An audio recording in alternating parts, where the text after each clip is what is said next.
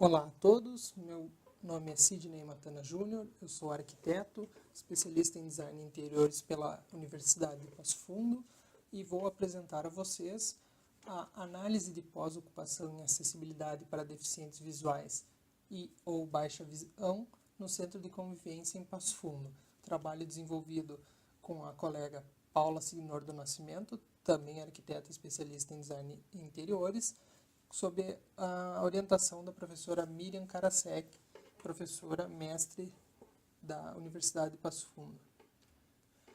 Pode-se entender o habitar como uma função primordial da arquitetura na concepção dos espaços. E a autonomia e o bem-estar também está ligado aos usuários. O crescimento de elaboração de projetos com acessibilidade universal é reflexo de uma sociedade que está mais inclusiva e humanizada, se adaptando a essas diferenças. Nesse contexto, a avaliação de pós-ocupação é um dos que tem diversos enfoques, dentre eles a acessibilidade. Ela conta com o ponto de vista dos profissionais, avaliando de maneira técnica as edificações, e também o grau de satisfação e percepção dos usuários dessas edificações.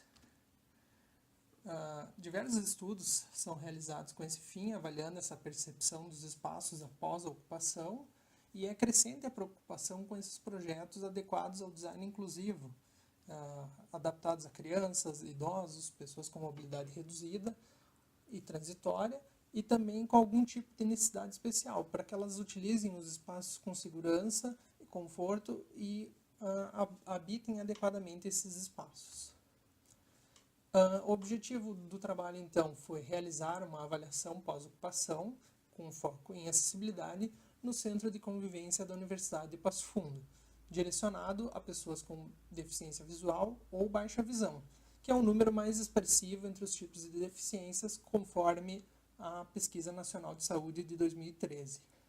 O estudo vai apresentar a primeira etapa dessa avaliação pós-ocupação, que é a análise técnica, realizada pelos arquitetos, e num segundo momento será realizada a avaliação dos usuários. Antes de analisar, então, as condições da ocupação dessa edificação, é preciso esclarecer alguns conceitos, né, da acessibilidade conforme a 9050 de 2015, que é a norma que trata de acessibilidade. Então, a acessibilidade ela é compreendida como a possibilidade e condição de alcance, percepção, entendimento para utilização com segurança e autonomia dos espaços, do mobiliário, dos equipamentos urbanos, as edificações, o transporte, a informação e a comunicação, inclusive seus sistemas e tecnologias, assim como outros serviços e instalações, tanto na zona urbana quanto na zona rural, por pessoas com deficiência ou mobilidade reduzida. A pesquisa, então, foi delimitada utilizando esses dados da Pesquisa Nacional de Saúde. Cerca de 6,2% da população brasileira estimada na pesquisa tinham algum tipo de deficiência, né, sendo categorizados em visual, intelectual, física ou auditiva, e o foco foi direcionado à deficiência visual ou baixa visão, que é o número mais expressivo dessas deficiências. Aqui temos gráficos, né, então, por regiões, né, com a proporção de pessoas com deficiência visual, também sendo a região sul com um número mais elevado em relação às outras regiões no Brasil. Também temos aqui outro gráfico mostrando a proporção da população que adquiriu deficiência visual por doença ou acidente, que ela é mais expressiva do que a população que nasceu com a deficiência visual. E a proporção também de pessoas que não conseguem realizar suas atividades, ficam limitados em função da deficiência visual, também com índices bem interessantes de serem abordados. Classificando, então, a baixa visão é uma alteração da capacidade funcional da visão, decorrente de inúmeros fatores, como a baixa acuidade, a redução do campo visual, entre outras alterações, né? A identificação de contrastes, enfim. E também temos a cegueira, que é a perda total da visão ou ausência de projeção de luz. A avaliação pós-ocupação, que é constituída por métodos de diferentes enfoques, pode ser realizada para conforto térmico, acústico e lumínico, qualidade do ar, dos materiais e também para a acessibilidade, que foi o enfoque do nosso estudo.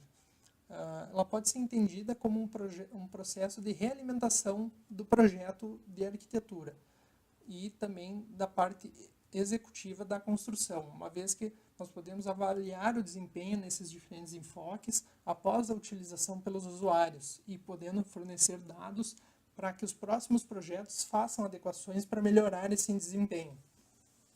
A análise foi realizada em loco no ano de 2017.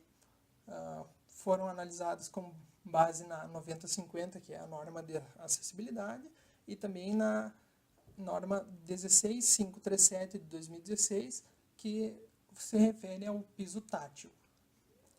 Foram elaborados croquis esquemáticos, apontando as barreiras encontradas e também a proposição de soluções para o centro de convivência.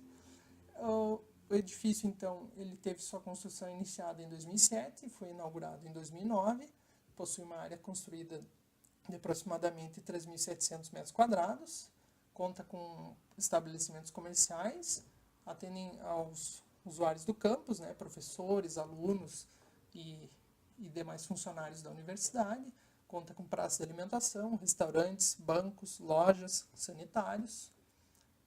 As barreiras que foram analisadas dentro da edificação, elas são definidas pela Lei Brasileira de Inclusão da Pessoa com Deficiência, que é a Lei 13.146 de 2015, que define, então, barreiras urbanísticas, arquitetônicas, barreiras nos transportes, barreiras nas comunicações e na informação, barreiras atitudinais e também as barreiras tecnológicas.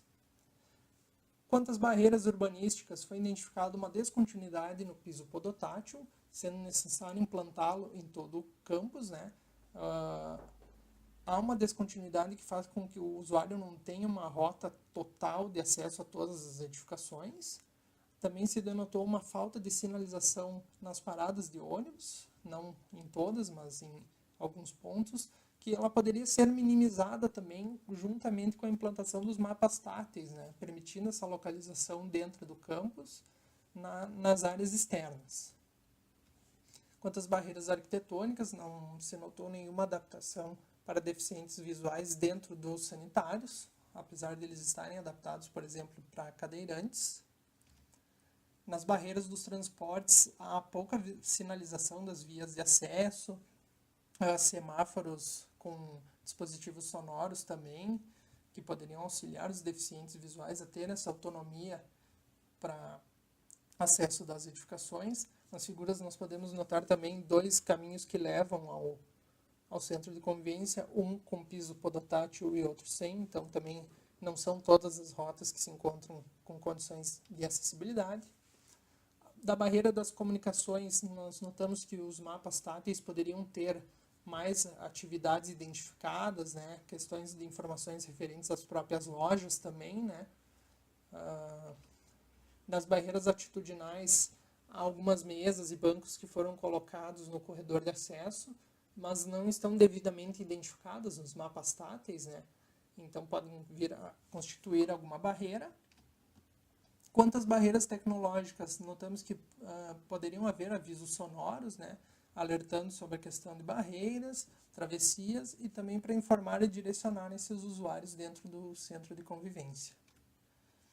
Referente ao piso podotátil, ele apresenta dimensões corretas, tanto na área interna quanto na área externa, em conformidade com a NBR 16537 e também no quesito de contraste e iluminância. A partir, então, desse levantamento fotográfico e in loco que foi realizado, foram elaborados croquis relativos a essas barreiras e também apontando alguns pontos de melhoria. Então, esse é o croquis do zoneamento do centro de convivência. Nós temos, então, identificados os usos, né, da edificação. Nós temos uma grande praça de alimentação também e um corredor central que interliga com a parte das lojas. Nós temos, então, nesse segundo croquis demarcado a localização dos mapas táteis e da rota acessível do piso podotátil, assim como a localização dos sanitários e alguns equipamentos públicos. Como proposta, num primeiro momento, antes da avaliação dos usuários, nós consideramos ampliar a área do piso podotátil, né, para o acesso de todas as lojas, ampliando também o espaço para o acesso na praça de alimentação, implantar mais mapas táteis também na praça de alimentação, melhorando essa questão do acesso e da locomoção, uma área demarcada para, como mesas preferenciais para PNE, que hoje já há mesas para cadeirantes, né, mas identificar para outras situações. E também consideramos a implantação de sinais sonoros de aviso, fechamento de portas e também na questão dos restaurantes. Então, foi constatado que a avaliação pós-ocupação, já nessa primeira etapa, ela se constitui uma ferramenta muito importante para analisar a prática de projeto, ver como o projeto se comporta depois de construído, né? Identificando esses problemas gerados em fases anteriores e durante a execução. Esse processo ele contribui também para o desenvolvimento do design universal, para identificar quais práticas realmente funcionam e como a gente pode prover uma autonomia dos indivíduos dentro das edificações e também na área externa. Para o deficiente visual ou com outra necessidade especial ter plena autonomia, ainda vão ser necessárias melhorias quanto à acessibilidade, tanto na edificação quanto no campus da UPF. Mas esse já é um processo que a universidade vem implantando há um bom tempo. O campus é grande, então ainda não há como implantar de uma vez só todas as melhorias, mas é um processo contínuo e que essa análise pode contribuir também. Essas barreiras elas podem ser superadas, sim. Eu acho que um trabalho desse tipo ele contribui também nessas informações para melhorar as estratégias a serem adotadas. E aqui as referências que foram trabalhadas no artigo. Eu gostaria de agradecer a todos pelo nosso trabalho. Eu acho que estamos contribuindo e aguardaremos a execução da segunda etapa. Muito obrigado.